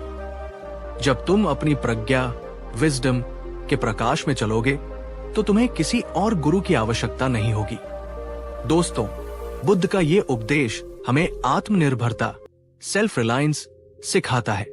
ये हमें बताता है कि हमारे जीवन की हर समस्या का हल हमारे अपने विवेक, हमारे अपने धैर्य और हमारे अपने प्रयासों में छिपा है। जब हम दूसरों से उम्मीद करना छोड़ देते हैं और खुद पर भरोसा करना शुरू करते हैं, तभी हम असली मायने में शक्तिशाली बनते हैं। दोस्तों, मैं आपसे एक बहुत ही व्यक्तिगत सवाल पूछना चाहता हूं। क्या आप भी अपनी खुशी या अपनी समस्याओं के हल के लिए किसी और का इंतजार कर रहे हैं? क्या आप भी सोचते हैं कि कोई चमत्कार होगा और सब ठीक हो जाएगा? नीचे कमेंट में लिखिए, मैं अपना दीपक खुद बनूंगा। ये संकल्प आपको याद दिलाएगा कि शक्ति आपके हाथों में है, बुद्ध का दूसरा उपदेश वह है जो हमारे 90% दुखों का इलाज है। हम में से ज्यादातर लोग दुखी क्यों हैं? क्योंकि या तो हम बीते हुए कल, पास्ट के पछतावे में जी रहे हैं, या आने वाले कल, फ्यूचर की चिंता में। हमारा शरीर तो यहाँ है, पर हमारा मन हमेशा वहां होता है, और इस चक्कर में हम उस एकमात्र चीज को खो देते हैं जो हमारे पास वास्तव में है, वर्तमान क्षण, द प्रेजेंट मोमेंट। बुद्ध ने कहा, अतीत जा चुका है, उस पर शोक मत करो। भविष्य अभी आया नहीं है, उसके सपने मत देखो। अपने मन को वर्तमान क्षण में एकाग्र करो। एक बार एक किसान बुद्ध के पास आया। वो बहुत परेशान था। उसने कहा, भगवान, पिछले साल बाढ़ आई थी और मेरी सारी फसल नष्ट हो गई थी। मुझे बहुत नुकसान हुआ और अब मुझे डर लग रहा है कि कहीं अगले साल सूखा न पड़ जाए। अगर सूखा पड़ा तो मैं बर्बाद हो जाऊंगा। मैं क्या करूं? मैं सो नहीं पाता। बुद्ध ने उससे पूछा, क्या तुम अभी इसी पल में दुखी हो? किसान ने कहा, नहीं, अभी तो मैं आपके पास बैठा हूं, यहां सब शांत है। बुद्ध ने पूछा, क्या अभी इसी पल में बाढ़ आई है? किसान ने कहा, नहीं। बुद्ध ने पूछा, क्या अभी इसी पल में सूखा पड़ा है? किसान ने कहा, नहीं। बुद्ध ने मुस्कुराते हुए कहा, तो तुम उस बाढ़ के कारण दुखी हो जो जा चुकी है, और उस सूखे के कारण दुखी हो जो आया ही नहीं है। तुम अपने आज को, अपने अभी को उन दो चीजों के लिए बर्बाद कर रहे हो जिनका कोई अस्तित्व ही नहीं है। बुद्ध ने उसे समझाया, अगर तुम आज, अभी, इसी पल में अपना कर्म पूरी निष्ठा से करो, खेत की जुताई करो, बीज बो, पानी दो, तो तुम भविष्य की चिंता से मुक्त हो जाओगे। भविष्य तुम्हारे आज के कर्मों से ही बनता है। दोस्तों, जीवन न तो कल में था, न कल में होगा। जीवन केवल अभी है। जब हम खाना खाते हैं तो हमारा ध्यान फोन में होता है। जब हम चलते हैं तो हमारा ध्यान मंजिल पर होता है। हम कभी भी उस प्रक्रिया का आनंद नहीं लेते। बुद्ध कहते हैं, जागृत रहो। जो कर रहे हो उसे पूरे होश के साथ करो। यही सुख की कुंजी है। क्या आप एक छोटा सा प्रयोग करने के लिए तैयार हैं? अगली बार जब आप चाय या पानी पिए तो उसे ऐसे पिए जैसे दुनिया में और कोई काम नहीं है। उसके स्वाद को, उसके तापमान को, उसके एहसास को पूरी तरह महसूस करें। आप पाएंगे कि वो साधारण सा पानी भी अमृत जैसा लगेगा। अब हम बुद्ध के सबसे गहरे और सबसे प्रसिद्ध सिद्धांत की ओर बढ़ते हैं। 4 आर्य सत्य, दी 4 नोबल ट्रूथ्स। इनमें से दूसरा सत्य ये बताता है कि दुख का कारण क्या है। बुद्ध ने कहा, दुख का मूल कारण तृष्णा, डिजायर, क्रेविंग है। हम दुखी इसलिए नहीं है कि हमारे पास चीजें कम हैं। हम दुखी इसलिए हैं क्योंकि हमारी चाहत कभी खत्म नहीं होती। हमें एक चीज मिलती है, हम थोड़े समय के लिए खुश होते हैं और फिर हमारा मन दूसरी चीज के लिए दौड़ने लगता है। मुझे वो नया फोन चाहिए, मुझे वो प्रमोशन चाहिए, मुझे वो व्यक्ति चाहिए। ये एक अंतहीन दौड़ है। ये एक ऐसी आग है जिसमें हम जितना घी डालते हैं वो उतनी ही भड़कती है। एक राजा था जो बहुत अमीर था, पर वह और सोना चाहता था। एक दिन एक साधु उसके पास आया और उसे एक जादुई पत्थर दिया। साधु ने कहा, राजन, ये पारस पत्थर है। तुम इसे लोहे की जिस भी चीज से छुओगे वो सोना बन जाएगी, पर मैं इसे कल वापस ले लूंगा। राजा बहुत खुश हुआ। उसने सोचा, मैं अपने महल का सारा लोहा इकट्ठा करूंगा और उसे सोना बना लूंगा। वो लोहे की खोज में लग गया। उसे लगा कि महल का लोहा कम है। उसने बाजार से लोहा मंगाना शुरू किया। उसने पूरा दिन लोहा इकट्ठा करने में लगा दिया। वो सोचता रहा, थोड़ा और आ जाए, थोड़ा और आ जाए। शाम हो गई, सूरज ढलने लगा। लोहे का ढेर पहाड़ जैसा हो गया था। राजा ने सोचा, अब मैं इसे सोना बनाऊंगा। जैसे ही उसने पत्थर उठाया, साधु वहां आ गया। साधु ने कहा, राजन, सूरज ढल गया है, मेरा समय पूरा हुआ, लाओ मेरा पत्थर वापस करो। राजा गिड़गिड़ाया, महाराज, बस एक पल और, मैंने अभी तक एक भी टुकड़ा सोना नहीं बनाया। साधु ने कहा, तुमने पूरा दिन केवल और की चाहत में गवा दिया। अब समय नहीं है। और वो पत्थर लेकर चला गया। राजा के पास केवल लोहे का कबाड़ रह गया। दोस्तों, ये राजा हम सब है। हम जीवन को जीने के बजाय उसे जीने के साधन, पैसे, सुविधाएं इकट्ठा करने में ही पूरा जीवन बिता देते हैं और अंत में मौत आ जाती है। बुद्ध कहते हैं, इच्छाओं को मारो मत, पर उन पर नियंत्रण रखो। संतोष, कॉन्टेंटमेंट ही सबसे बड़ा धन है। जिसके पास संतोष है वो झोपड़ी में भी सुखी है, और जिसके पास संतोष नहीं है वो महलों में भी भिखारी है। दोस्तों, क्या आपके पास भी कोई ऐसी इच्छा है जो आपको सोने नहीं देती? क्या आपको लगता है कि बस ये मिल जाए तो मैं खुश हो जाऊंगा? याद रखिए, वो मिलने के बाद भी मन कुछ और मांगेगा। नीचे कमेंट में लिखिए, मैं संतोष का अभ्यास करूंगा। बुद्ध का चौथा उपदेश हमारे सबसे बड़े शत्रु के बारे में है, क्रोध, एंगर। क्रोध वो जहर है जिसे हम पीते हैं और उम्मीद करते हैं कि सामने वाला मर जाएगा। बुद्ध ने कहा, घृणा से घृणा कभी खत्म नहीं होती। घृणा केवल प्रेम से खत्म होती है। ये एक शाश्वत नियम है।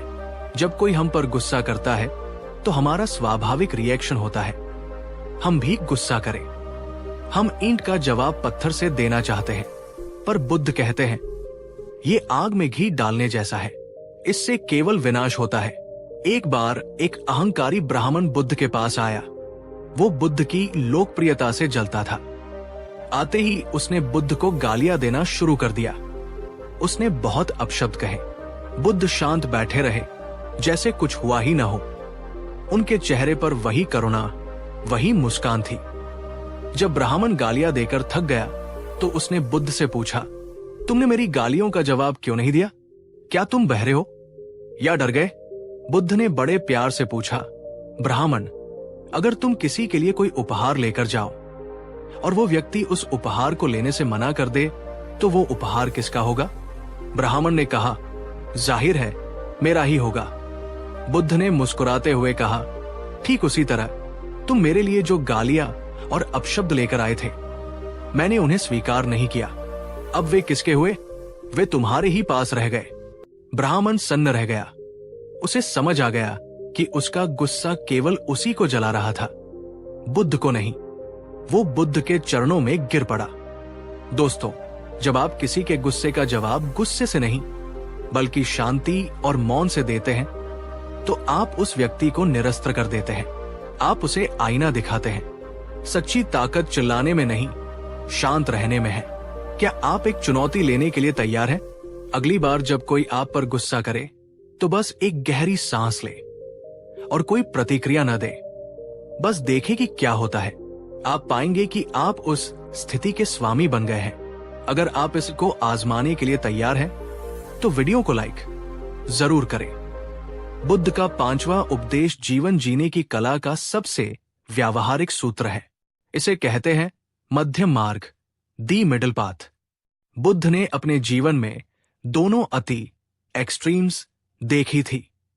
राजकुमार के रूप में उन्होंने भोग विलास की अति देखी थी और बाद में एक तपस्वी के रूप में उन्होंने शरीर को कष्ट देने की अति भी देखी थी। उन्होंने भूखे रहकर, सांस रोककर तपस्या की, पर उन्हें ज्ञान दोनों में से किसी भी रास्ते से नहीं मिला। उन्हें ज्ञान तब मिला जब उन्होंने समझा कि वीणा के तार अगर बहुत ढीले हों तो संगीत नहीं बजता, आलस्य, और अगर बहुत कस दिए जाएं तो तार टूट जाते हैं, तनाव। मधुर संगीत तभी बजता है जब तार मध्यम कसे हों। बुद्ध ने कहा, जीवन में संतुलन, बैलेंस ही सब कुछ है। न बहुत ज्यादा खाना, न भूखे रहना, न बहुत ज्यादा सोना, न जागना, न बहुत ज्यादा काम, न बहुत ज्यादा आराम, न बहुत ज्यादा आसक्ति, न बहुत ज्यादा वैराग्य। दोस्तों, आज हम संतुलन खो चुके हैं। हम या तो काम में इतने डूब जाते हैं कि परिवार और सेहत को भूल जाते हैं, या फिर आलस्य में इतने डूब जाते हैं कि काम ही नहीं करते। बुद्ध कहते हैं, हर चीज में संतुलन लाओ। एक संतुलित जीवन ही सुखी जीवन है। दोस्तों, बुद्ध का छठा उपदेश हमारे जीवन के उस पहलू के बारे में है जिसका हम सबसे ज्यादा दुरुपयोग करते हैं, हमारी वाणी। हम दिन भर में हजारों शब्द बोलते हैं, पर क्या हम कभी रुक कर सोचते हैं कि उन शब्दों का असर क्या हो रहा है? शब्दों में वो ताकत है जो टूटे हुए रिश्तों को जोड़ सकती है और जुड़े हुए रिश्तों को पल भर में तोड़ सकती है। शब्द मरहम भी है और शब्द हथियार भी। बुद्ध ने अपने आर्य अष्टांगिक मार्ग, नोबल एटफोल्ड पाथ में सम्यक वाक, राइट स्पीच को बहुत महत्व दिया है। बुद्ध ने कहा, जैसे एक म्यान में दो तलवारें नहीं रह सकती, वैसे ही एक मन में क्रोध और शांति नहीं रह सकते, और जो मन में है वही वाणी पर आता है। उन्होंने वाणी के 4 दोष बताए हैं जिनसे हमें बचना चाहिए। 1. झूठ बोलना। 2. चुगली करना, ऐसी बात जो 2 लोगों में फूट डाले। 3. कठोर वचन बोलना, गाली गलौज या अपमान करना। 4. व्यर्थ बकवास, बिना मतलब की बातें करना जिससे समय बर्बाद हो। एक बार एक राजा अपने गुरु के पास गया। वो बहुत परेशान था। उसने कहा, गुरुदेव, मैं अक्सर गुस्से में अपने मंत्रियों और परिवार वालों को बहुत बुरा भला कह देता हूं। बाद में मुझे बहुत पछतावा होता है। मैं माफी भी मांग लेता हूं, पर फिर भी मेरे रिश्ते सुधर नहीं रहे। लोग मुझसे डरते हैं, प्यार नहीं करते। गुरु ने उसे एक लकड़ी का तख्ता, बोर्ड और कुछ कीलें दी। उन्होंने कहा, जब भी तुम्हें गुस्सा आए और तुम किसी को बुरा बोलो तो इस तख्ते पर एक कील ठोक देना। राजा ने ऐसा ही किया। पहले दिन उसने 10 कीलें ठोकी। धीरे धीरे उसे अपनी गलती का एहसास होने लगा और कीलें कम होती गई। एक दिन आया जब उसने कोई कील नहीं ठोकी। वो बहुत खुश होकर गुरु के पास गया। गुरु ने कहा, बहुत अच्छे, अब तुम उन सभी कीलों को वापस निकाल दो। राजा ने कीलें निकाल दी। गुरु ने पूछा, अब तुम्हें तख्ते पर क्या दिखाई दे रहा है? राजा ने कहा, गुरुदेव, अब वहां कीलें तो नहीं है, पर उनके गहरे छेद रह गए हैं। गुरु ने कहा, यही तुम्हारे शब्दों का सच है राजन। तुम माफी मांगकर कील तो निकाल सकते हो, पर कड़वे शब्दों से जो छेद, जो घाव लोगों के दिलों में हो गए हैं, वे कभी पूरी तरह नहीं भरते। इसलिए बोलने से पहले सोचना, बोलने के बाद पछताने से कहीं बेहतर है। दोस्तों, बुद्ध कहते हैं कि बोलने से पहले अपने शब्दों को 3 द्वारों से गुजरने दो। 1. क्या ये सच है? 2. क्या ये जरूरी है? 3. क्या ये दयालु, काइंड है? अगर आपके शब्द इन तीनों कसौटियों पर खरे उतरते हैं, तभी बोलें, वरना मौन, साइलेंस सबसे बेहतर है। मौन भी एक भाषा है और कभी कभी शब्दों से ज्यादा असरदार होती है। दोस्तों, क्या आपको भी कभी किसी के कड़वे शब्दों ने चोट पहुंचाई है? या क्या आपने गुस्से में किसी अपने को खो दिया है? नीचे कमेंट में लिखिए, मैं अपनी वाणी में मिठास लाऊंगा। 7वां उपदेश हमें याद दिलाता है कि जीवन की सभी उपलब्धियां बेकार हैं अगर हमारे पास उन्हें भोगने के लिए स्वस्थ शरीर नहीं है। बुद्ध ने कहा, आरोग्य परम लाभम, health is the greatest gift.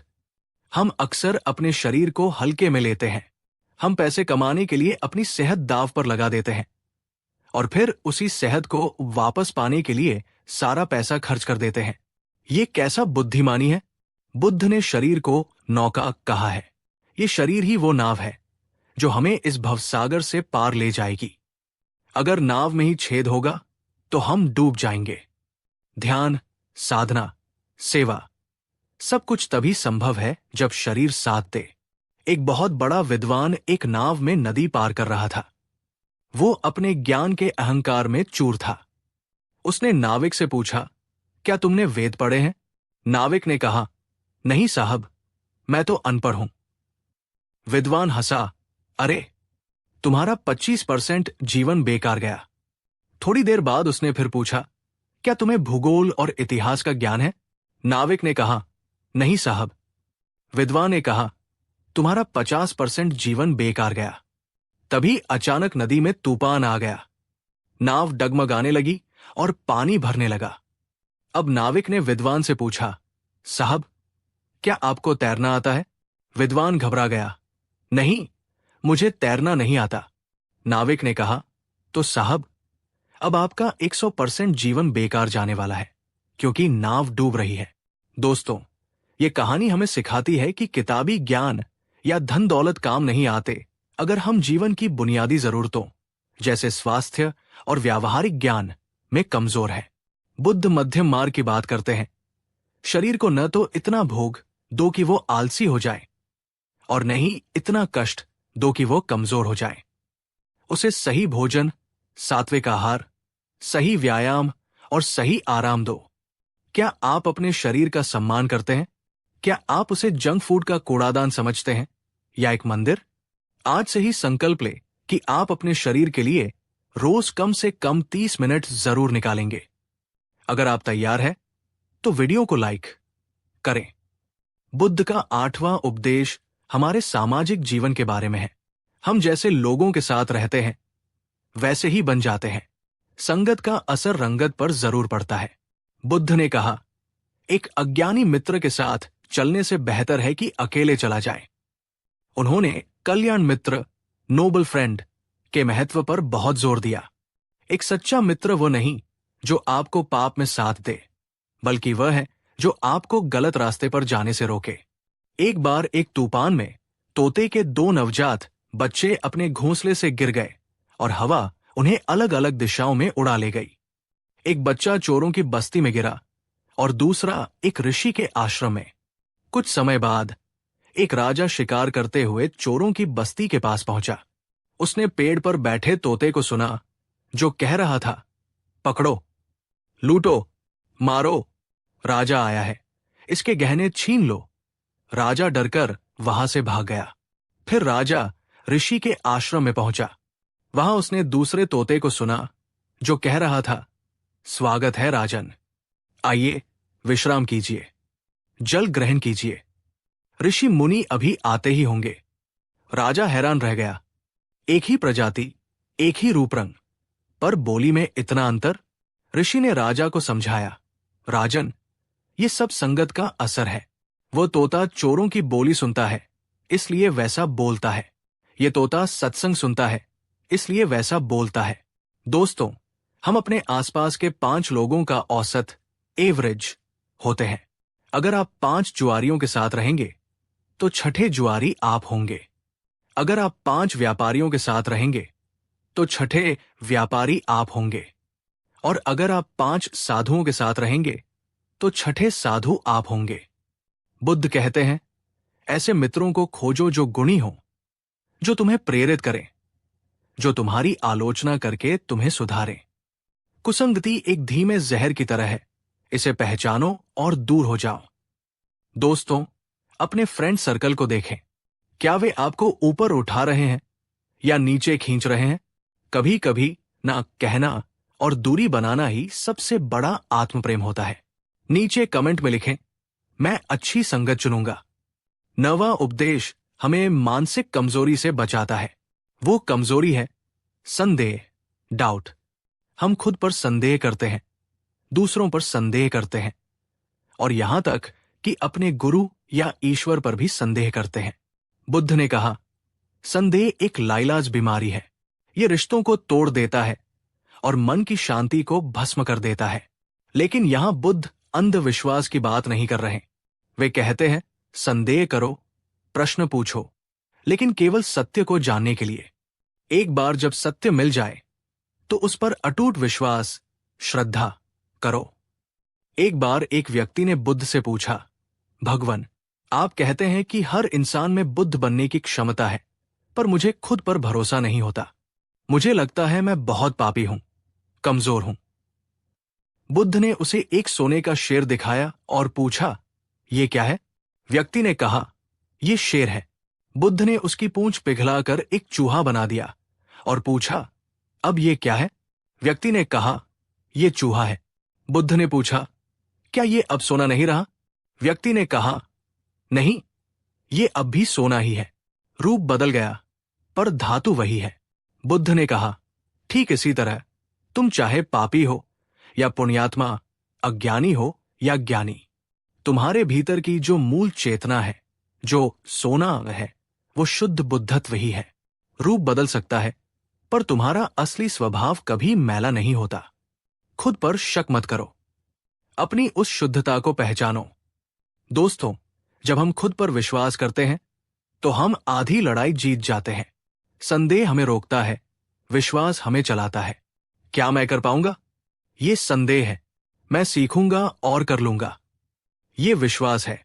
अगर आप भी अपने भीतर के सोने को पहचानने के लिए तैयार हैं तो वीडियो को शेयर करें ताकि दूसरे भी अपना आत्मविश्वास पा सकें। और अब बुद्ध का 10वां और अंतिम उपदेश, वो सत्य जिससे हम सब भागते हैं पर जो हमारे जीवन का एकमात्र निश्चित सत्य है, मृत्यु, डेथ। बुद्ध ने कहा, मृत्यु अंत नहीं है, ये केवल एक बदलाव है। जैसे दिन के बाद रात और रात के बाद दिन आता है। हम मृत्यु से डरते हैं क्योंकि हम जीवन से बहुत ज्यादा चिपके हुए हैं। हम सोचते हैं कि हम यहां हमेशा रहने वाले हैं और यही सोच हमें लालची और अहंकारी बनाती है। जब हम ये समझ लेते हैं कि सब कुछ अनित्य, इम्परमानेंट है, तो हमारा जीवन जीने का तरीका ही बदल जाता है। तब हम छोटी छोटी बातों पर लड़ना छोड़ देते हैं, हम माफ करना सीख जाते हैं, हम खुलकर जीते हैं। एक महिला थी, किसा गौतमी। उसका इकलौता बेटा मर गया। वो पागल हो गई। वो मरे हुए बच्चे को गोद में लेकर घर घर जाकर दवा मांगती रही। किसी ने उसे बुद्ध के पास भेजा।